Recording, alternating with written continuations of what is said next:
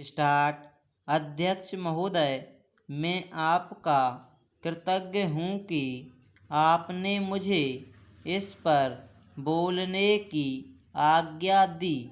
यह महत्वपूर्ण प्रस्ताव आज दिल्ली के सामने ही नहीं बल्कि हमारे सारे देश के सामने है।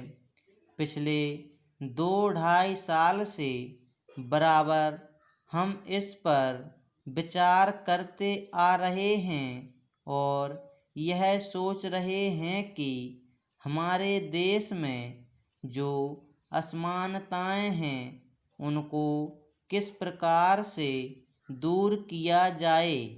हमारे देश में करोड़ों जनता ऐसी है जिनको आराम से खाना नहीं मिलता, कपड़ा नहीं मिलता और जिनके पास रहने के लिए मकान नहीं हैं और जीवन की जो बुनियादी आवश्यकताएं हैं जो सबको मिलनी ही चाहिए वह नहीं मिलती हैं। ऐसे लोगों को किस प्रकार से सहायता पहुंचाई जाए, यह प्रश्न आज हमारे सामने है। इस संबंध में जैसा कि माननीय सदस्यों को मालूम होगा कि हमारे देश में जो सबसे मुख्य पार्टी कांग्रेस पार्टी है वह इस प्रकार के आयोजनों को आगे बढ़ा रही है। इस बात पर कई महीनों से विचार हो रहा है। कई राज्यों में बिल की शक्ल में भी चीज़ें सामने आई हैं और सबने देश के हित को सामने रखते हुए इस मामले को अभी स्थगित रखा हुआ है। लेकिन सब लोग जानते हैं कि किसी भी देश में अगर सामाजिक न्याय की बुनियाद न डाली जाए तो उस देश की आज़ादी पूरी नहीं मानी जाती है।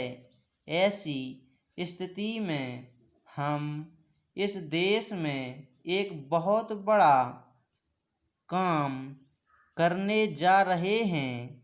हमारे देश में असमानता कम हो, जनता के अंदर संतोष बढ़े, उसकी गरीबी, बेकारी और बेरोजगारी दूर हो और ये चीज़ें जो हमारे सामने डरावनी शक्ल में मौजूद हैं उनको किस प्रकार से मिटाया जाए, यह सवाल आज हमारे देश के सामने सबसे बड़ा सवाल है।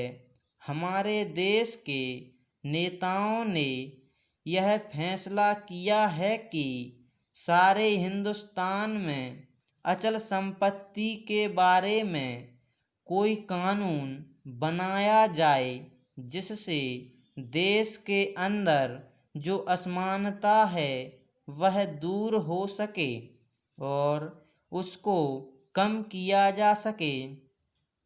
आज हमारे देश में असमानता एक भयानक रूप में खड़ी है। हालांकि हमारे देश के अंदर आय भी बहुत बढ़ी है, लेकिन इसके बावजूद हमारे देश में वह संतोष नहीं है, वह बुनियादी चीज़ें नहीं हैं जिसके बल पर हम इस देश में असमानता कम से कम कर सकें। यही कारण है कि यह प्रस्ताव आज यहाँ पर लाया गया है। Full stop.